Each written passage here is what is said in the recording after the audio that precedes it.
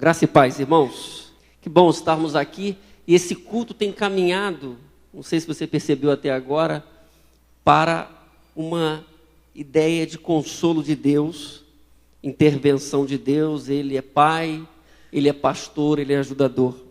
E nós estaremos meditando agora no texto de Isaías 43, que já foi lido. Mas eu quero que você abra Isaías 43. Eu estarei lendo apenas o verso 1 e o verso 19. Só para fechar essa ideia, que lemos até o 18. Compartilhe a sua Bíblia e deixe aberta.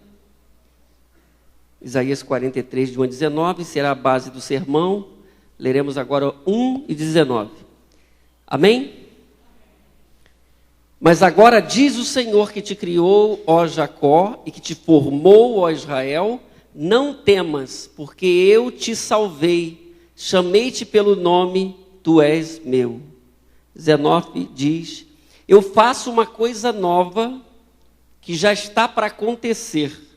Não percebestes ainda? Porei um caminho no deserto e rios no ermo. Amém? Nós queremos pensar hoje sobre o discurso do rei.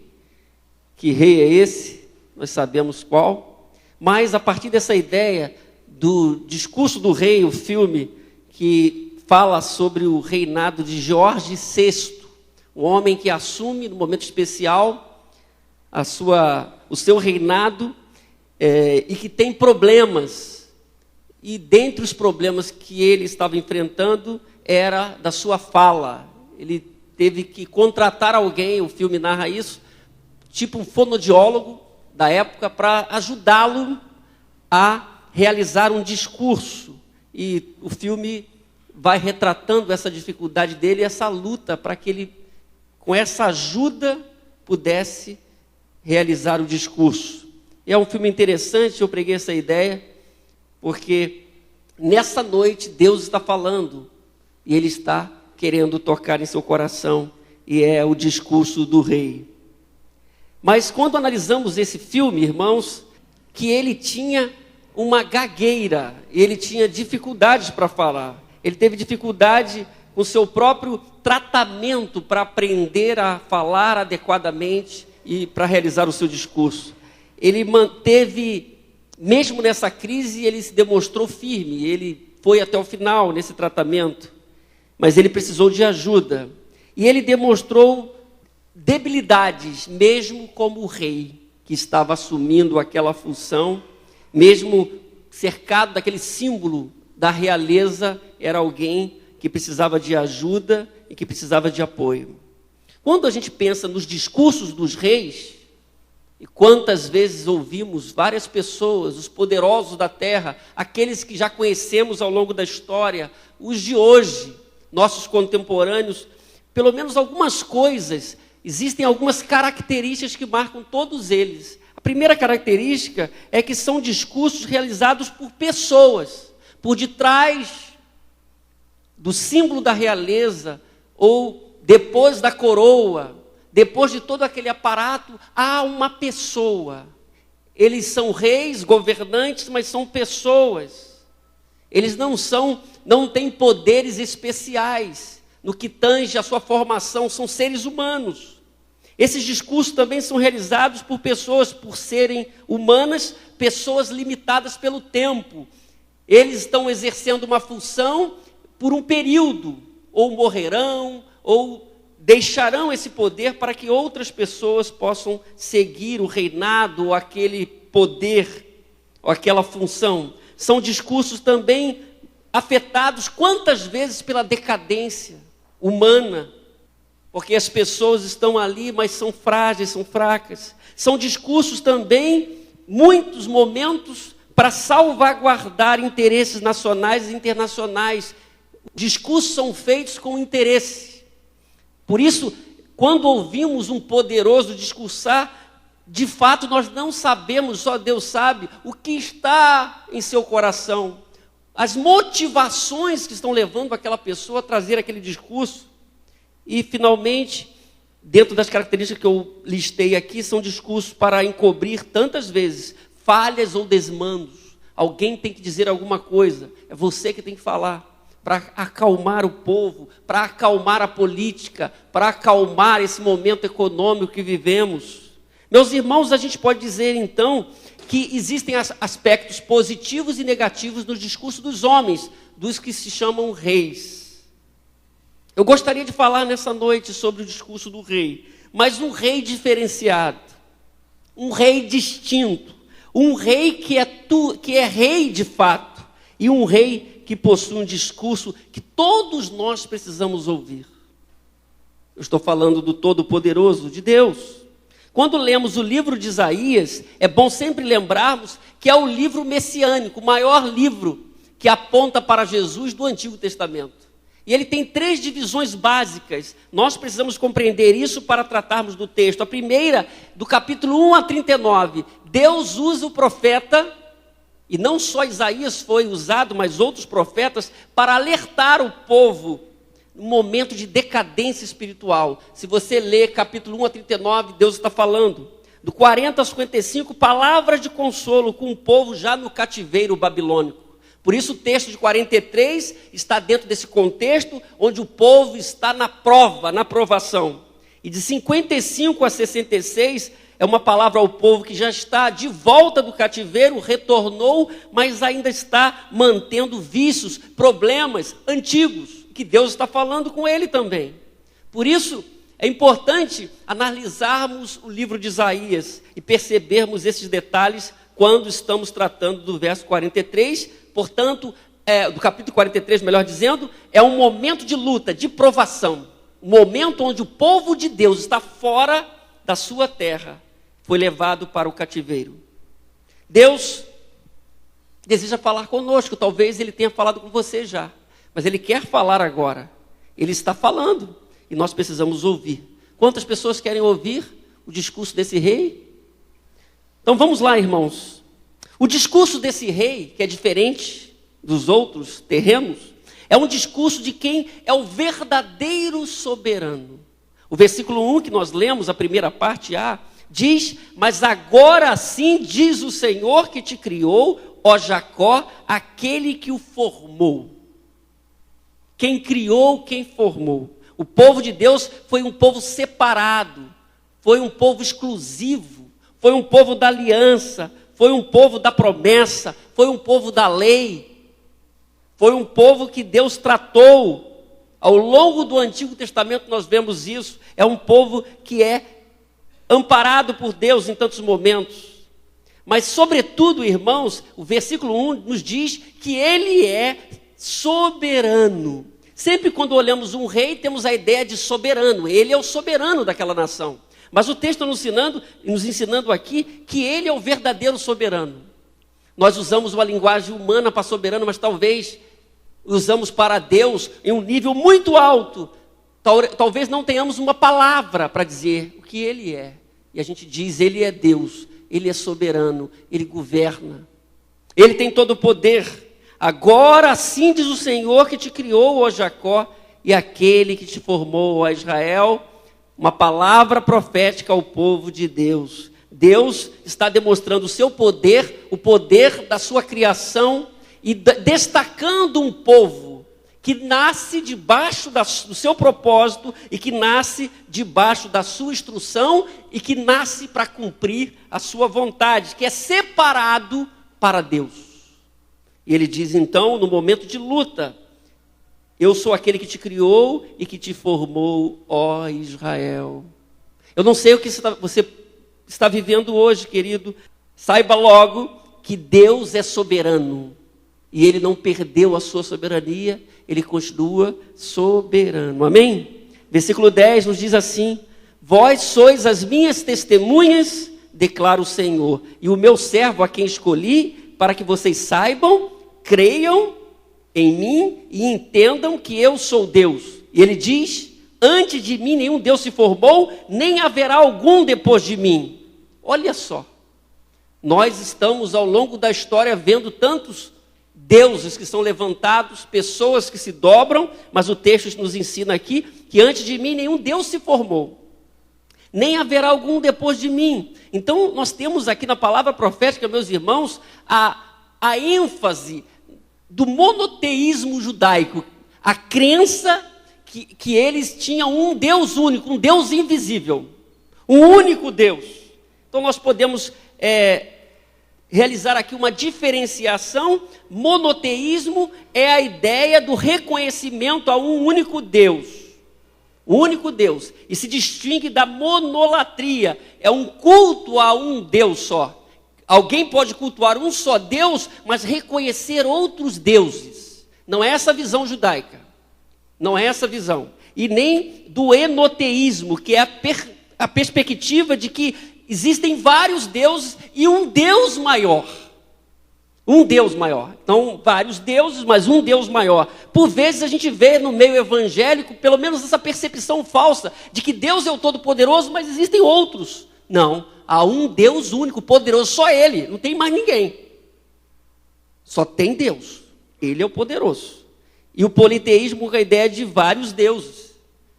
E na cultura egípcia nós vemos vários deuses, os egípcios, os babilônicos, os romanos, os gregos, vários deuses, a ideia da manifestação de vários deuses, o Deus da terra, o Deus do céu, o Deus do sol, e assim vai, vários deuses.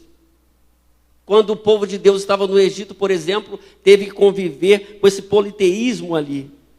Mas o que o profeta está falando, e é a voz de Deus, ele está dizendo que vocês precisam entender e crer que antes de mim, Deus nenhum se formou, nem haverá algum depois de mim. Só há um Deus.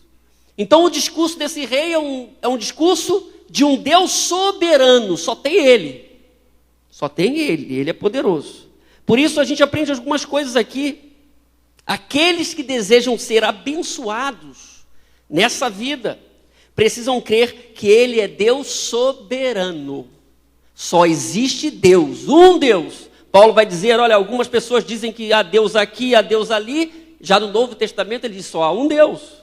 Escrevendo a igreja de Corinto para os gregos. Segundo, irmãos, aqueles que desejam ser abençoados precisam crer que Ele é Deus antes de tudo. Que Ele é antes de tudo.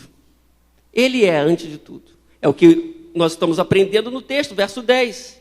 Aqueles que desejam ser abençoados precisam crer que Ele pode, como Deus soberano, fazer qualquer coisa. Porque Ele é soberano de fato. Por isso nós vemos no verso 13. Você vai ler comigo, vamos ler lá? 13 e 15? Desde os dias...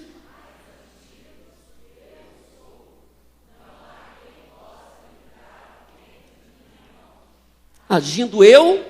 Quem pode desfazer? Agindo eu, quem pode desfazer? Porque eu sou soberano.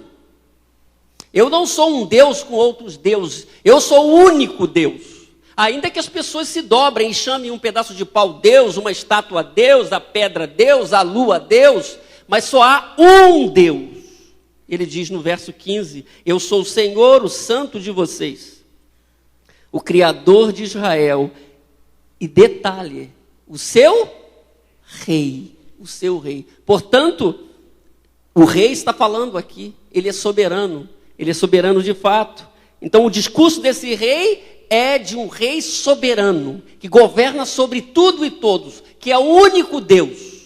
Vale a pena depositarmos a nossa vida nas mãos deste rei que é Senhor. Segundo, irmãos, o discurso desse rei é um discurso de quem tem planos específicos para os seus súditos. Quantos reis estão discursando, estão falando, estão pensando no seu reinado, mas não estão interessados nos súditos. Não estão interessados nos súditos. Versículo 1, ainda, não é? Não tema, pois eu o resgatei, eu o chamei pelo nome. Você é meu. Olha só, irmãos. Versículo 7, todo o que é chamado pelo meu nome, a quem criei para a minha glória, a quem formei e fiz. Olha só. O rei, e a palavra profética nos ensina isso, porque a voz do próprio Deus tem planos específicos para os seus súditos. Você está aqui, você precisa crer que Deus tem planos específicos para a sua vida. Muitas pessoas estão vivendo as suas vidas sem essa percepção. Será que Deus tem ou não tem algo para a minha vida? E a ideia falsa que é um mito, é que Deus tem plano para o outro. Para mim não tem plano. Deus tem plano para os seus. Houve um tempo do povo de Israel que eles perderam essa percepção. Eles foram desobedientes, eles foram levados para o cativeiro babilônico. O verso 43 está retratando isso. É um momento de prova, e Deus está falando, Ele está se pronunciando. Mas houve um tempo que eles deram as costas, e vários momentos do povo de Israel aconteceu isso. Eles perderam a noção da sua linhagem, quem os havia criado. Talvez você, como servo de Deus, pode estar vivendo isso. Mesmo debaixo da aliança, você perde a noção e possa estar perdendo a noção, pode estar perdendo a noção da sua linhagem, de quem que você é e o Deus que você serve. Então a declaração é muito clara aqui: chamei pelo nome e criei para a minha glória. Você foi criado para a glória de Deus, como o povo de Israel foi criado para abençoar as outras nações. Você foi criado para a glória de Deus. Então nós temos duas situações aqui, irmãos. Duas. A primeira, você pode ser alguém que se diz súdito do rei, do Deus Todo-Poderoso, mas está distanciado do propósito estabelecido por ele. Muitas vezes estamos encontrando pessoas assim. Elas se dizem do rei, do reinado de Deus, do reino de Deus, súditos do rei, mas estão vivendo de maneira totalmente diferente daquilo que é ser súdito do rei. Isso é um problema. Você pode ser membro dessa igreja e estar vivendo dessa maneira. Você pode ser um amigo visitante, cristão, que você esteja vivendo assim. E você tem que parar para pensar. Se você se diz súdito do rei, pertencente ao rei, você tem que avaliar a sua vida. E se você está longe do propósito que você foi chamado, você tem que tomar uma posição. Verifique a sua vida, se você é súdito do rei. A segunda questão que esse texto nos faz pensar é que você pode estar tendo agora a consciência de que Deus não está reinando em sua vida, portanto, Ele não é o rei da sua vida. Ele não domina a sua vida. Porque viver debaixo do reinado é isso, é ser submisso à autoridade de Deus. É Ele que manda, é Ele que governa. E eu estou disposto a viver de acordo com essa vontade de Deus. Da mesma maneira, do primeiro caso, você que está aqui tendo a consciência que o Rei Deus poderoso não reina na sua vida, se você percebe isso hoje, você precisa tomar uma posição também. Dizendo: Deus, eu estou vivendo na minha própria força. O Senhor não está dominando a minha vida porque eu não estou deixando, mas eu quero hoje tomar uma decisão para que o Senhor reine em minha vida. Deus tem planos específicos para cada um de nós, irmãos. Deus tem planos para a sua vida. A grande questão é: você é filho de Deus? Ou você é um simpatizante de Deus? Ou você é um admirador de Deus? Admirador de igreja, consumidor de sermões? Ou você é um filho de Deus? Você precisa pensar sobre a sua vida. Terceiro, o discurso deste rei é um discurso de quem é fiel. Verso 2, leia comigo só o verso 2. Vamos lá? Quando você atravessar as águas,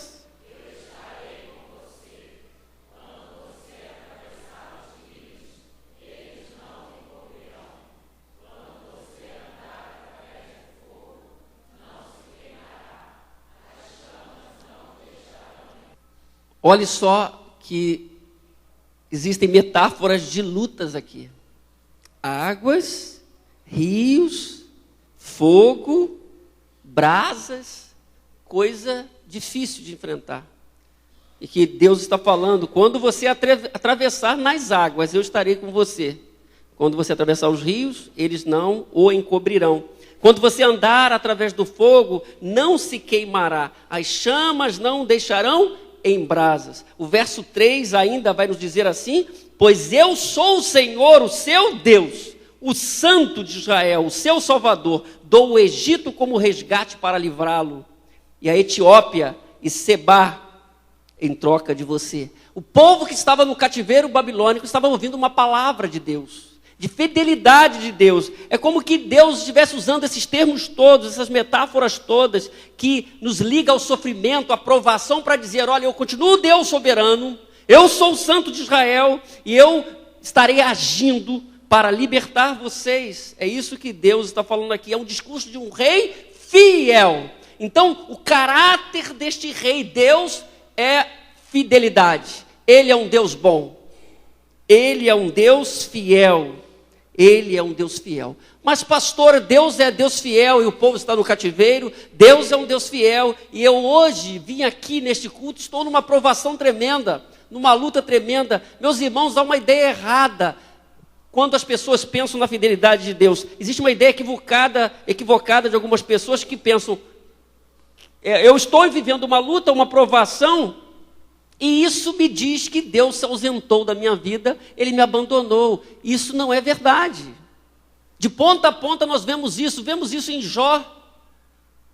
Vemos isso em Jó. Alguém que estava na presença de Deus, diz a palavra que ele era justo, bom, orava pelos seus filhos, era um bom pai, preocupado com os filhos. Mas Deus permitiu que ele vivesse uma prova, mas no final ele foi vencedor. Deus não deixou de ser fiel nem com Jó, nem com o povo de Israel, nem com os apóstolos que viveram provas, os verdadeiros apóstolos. Então essa é uma ideia equivocada. Se você está na prova, está na luta, que Deus esqueceu você. Você tem que perguntar por quê? E para quê? Porque o povo de Deus foi levado ao cativeiro por desobediência no primeiro momento. Eles estavam sendo tratados por Deus ali naquele período. Por isso, se você está achando que por ser um cristão você não vai ter luta nenhuma, e se alguém está dizendo para você isso, é mentira, não é o evangelho.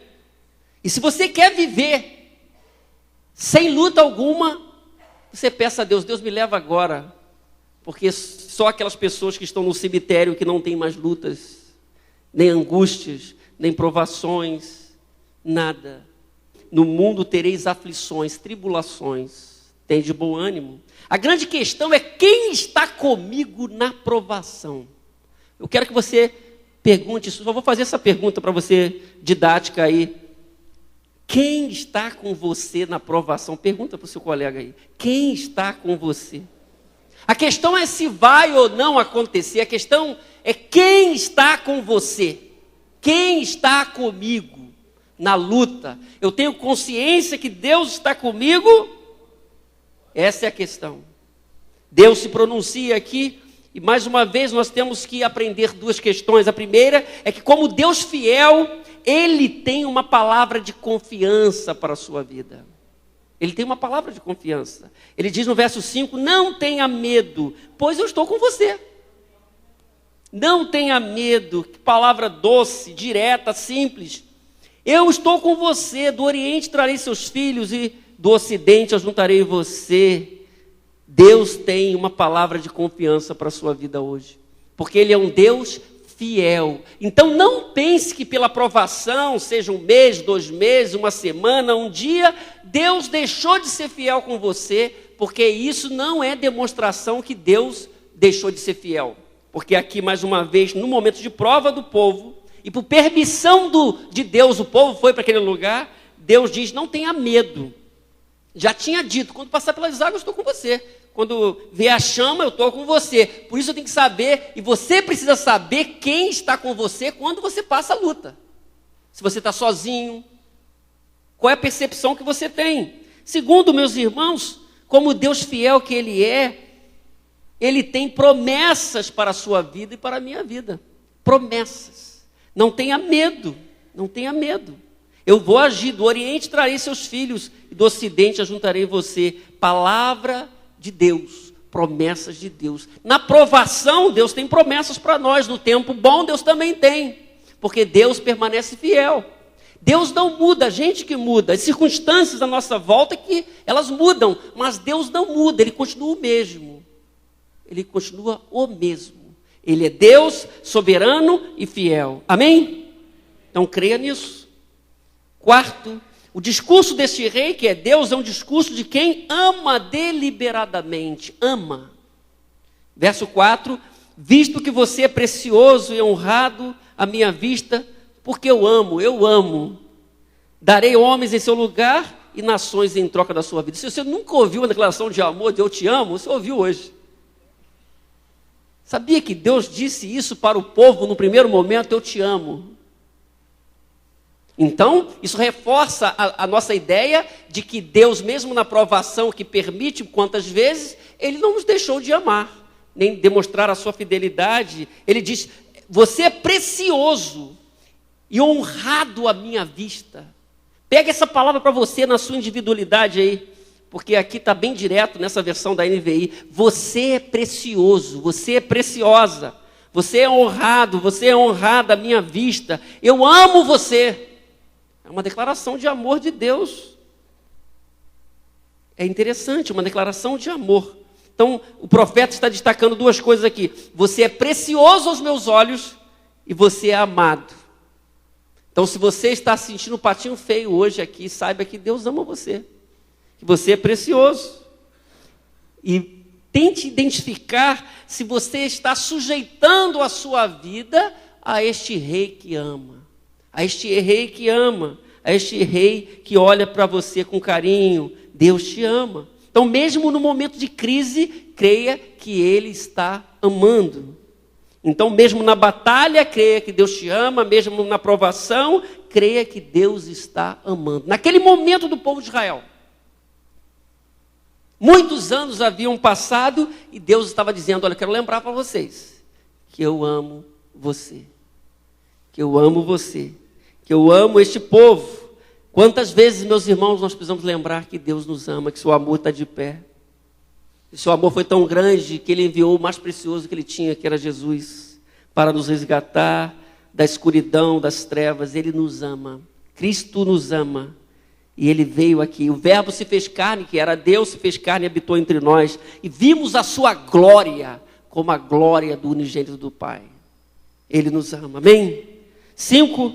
O discurso desse rei é um discurso de quem pode trazer livramento e salvação. Versículo 11, lê comigo o verso 11.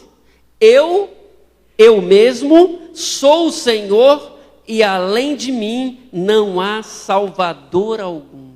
Houve um tempo, e parece que isso fica nas entrelinhas aqui, que o povo muito tempo no período babilônico estava perdendo as esperanças. Estava olhando até para outras nações. E Deus está falando, olha, eu mesmo, eu sou o Senhor, além de mim não há salvador algum. Verso 12 diz, eu revelei, salvei, anunciei eu, e não um Deus estrangeiro entre vocês. Olhe só, irmãos, por que um Deus estrangeiro? Um Deus estrangeiro, porque eles estavam num contexto babilônico de idolatria, de politeísmo, de vários deuses. E ele diz, vocês são testemunhos de que eu sou Deus, declara o Senhor.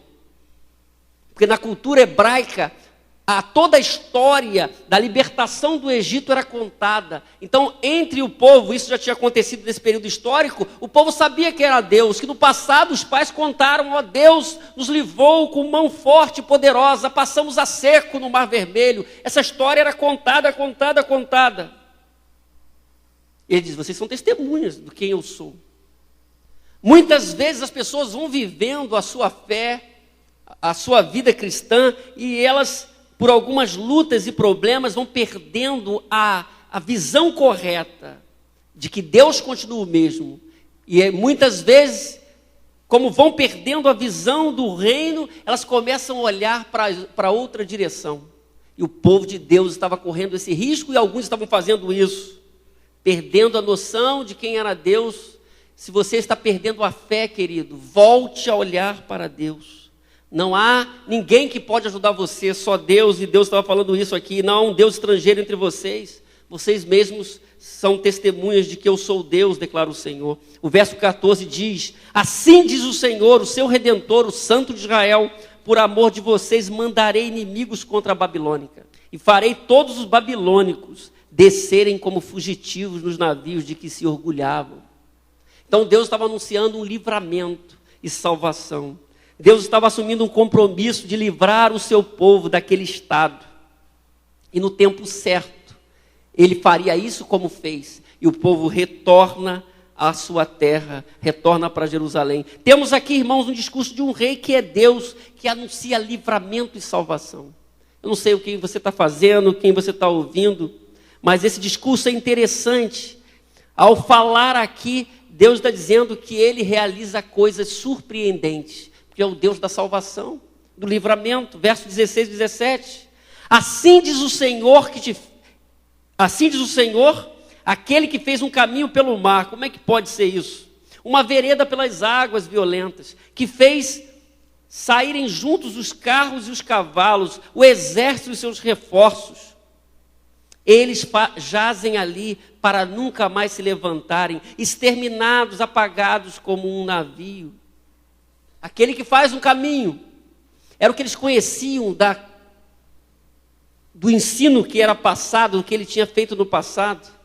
Deus faz um caminho pelo mar, uma vereda pelas águas violentas. Então, nós estamos aqui e nós precisamos lembrar nessa noite, como os filhos do rei, ou não, se você não é filho do rei, você precisa ser filho desse rei, que esse rei faz coisas surpreendentes, e nós podemos dizer coisas impossíveis e coisas inesperadas. Ele faz um caminho no meio do mar. Somente um Deus assim, não é, Luiz? Somente um Deus assim pode fazer um caminho pelo meio do mar, uma vereda pelas águas violentas. Então, são expressões que mostram o poder de Deus. Poder de Deus. Esse é o Deus que nós estamos falando. Uma outra coisa, que este rei que se pronuncia não só faz coisas surpreendentes, milagrosas, mas ele deseja abençoar o seu futuro. Verso 18. Esqueça o que se foi. Não vivam do passado. Meus irmãos, quantas vezes conselheiros, psicólogos, psicanalistas, pastores, irmãos maduros tentam dizer isso para as pessoas que pedem conselho, ajuda espiritual, apoio terapêutico. Olha, você tem que caminhar, olhar para frente. Deus está falando aqui, esqueça o que se foi, não vivam no passado. Então essa ideia aqui é muito rica, meus irmãos. Primeiro, havia aquela tradição de contar os feitos antigos de Deus. Olha, Deus fez, sabe que há 40 anos Deus fez isso, Deus fez aquilo. Sabe que aqui na Bíblia Seropédica, em 1900 e descobrimento do Brasil, isso aconteceu, amém. Mas o que Ele está fazendo agora? O que Deus está fazendo agora? Qual é a história que você tem para contar? Ali naquela vivência dos hebreus na Babilônia, eles estavam vivendo do passado. Nós estamos aqui, mas Deus é poderoso, nós estamos aqui. Ele abriu o mar vermelho e tal. Esqueça o que se foi. Deus mesmo está dizendo, esqueça o que se foi. Esqueça o passado. Talvez Ele esteja falando isso, e certamente estava, porque muitas pessoas estavam presas, talvez amarguradas ali. Puxa vida, servimos a um Deus único, Deus invisível de Israel, e Deus deixou a gente ficar aqui, corações amargurados, nós conhecemos pessoas chateadas com outras pessoas, que são carcomidas, amargura, vai quebrando, consumindo a pessoa, ela fica ali, ela vai curtindo aquela amargura, e só serve para destruir a sua própria vida, o seu próprio coração. Mas aqui, irmãos, também era uma amargura, era uma posição diante de Deus. Puxa vida, nós somos da aliança, e Deus nos deixou aqui. Como podemos servir a um Deus assim? Olha, esqueça o que se foi. Não vivam no passado. Eu quero agir na vida de vocês. Eu quero trazer. Eu quero fazer coisas novas na vida de vocês. Esqueça o mar vermelho que se abriu. Avalie o coração de vocês. Olhem para frente, não vivam mais no passado. Então essa é a palavra. Eles não precisavam ver mais na glória do passado, nem manter os seus corações entristecidos, magoados, porque Deus estava agindo. Ele estava para fazer algo muito maior. Ele estava para fazer algo muito maior. Por isso a palavra de Deus diz, esqueçam o que se foi. Não é aquela música do Ano Novo, né, antiga, né? Esqueça o que se foi. Novo ano. Ele está para fazer algo aqui, meus irmãos, inédito, da forma que Ele fez, como Ele agiu, como Ele se mostrou como Deus poderoso. E o povo agora, ao voltar nesse agir poderoso que é narrado do capítulo 55 ao 66, com o povo já retornando, é um momento glorioso. E agora eles teriam coisas novas para contar. Coisas novas para contar. Quando nós submetemos a nossa vida a Deus, nós temos coisas novas para contar do que Deus está fazendo hoje. Porque Ele é poderoso para fazer infinitamente mais. Além do que pedimos ou pensamos, Ele é soberano. Ele tem planos específicos para a sua vida e para a minha vida. Ele ama com amor real, com amor leal. Ele me ama, Ele ama você. E Ele é aquele que traz livramento e salvação. Livramento para os seus filhos, salvação para os seus filhos, mas está também aqui nessa noite salvação para você que está vivendo longe de Deus, da realidade espiritual, e você está ouvindo a palavra profética que é para o seu coração também. Portanto, meus irmãos, nós temos aqui o discurso do Rei dos Reis e do Senhor dos Senhores, que um dia se fez carne e habitou entre nós, em Jesus. Um dia alguém disse, mostra-nos o Pai para Jesus, Filipe. Um dos seus discípulos disse, quem vê a mim, vê o Pai. Olha para mim, Filipe, você não está entendendo nada até agora, olha para mim, olha para mim. E se você quer encontrar e quer conhecer esse rei, você olha para Jesus. E você deve abrir o seu coração para Ele. Quando nós estamos ouvindo esse discurso aqui, de quem é poderoso, de quem criou a nação israelita, e quem formou, quem é poderoso, que ama, que tem plano, que traz salvação, nós precisamos tomar uma posição. Se nós servimos a Deus e nós estamos sem esperança, nós estamos ouvindo o discurso desse rei. Quem é esse? Ele está dizendo que ama. Ele está dizendo que vai fazer, vai movimentar nações para trazer a solução. E ele fez isso. Ele esteve agindo no mundo todo, porque ele tem o controle de tudo. Se você não entregou a sua vida para ele, você tem que pensar nisso. Ele está falando com você. Ele está falando que te ama também. Ele está falando que te ama. E você precisa aceitar essa palavra, que é mais do que um discurso humano, é a palavra de vida para a sua vida. Amém? Que Deus nos abençoe. Não temas, porque eu sou contigo. Vós sois as minhas testemunhas. Antes de mim, Deus nenhum se formou e não haverá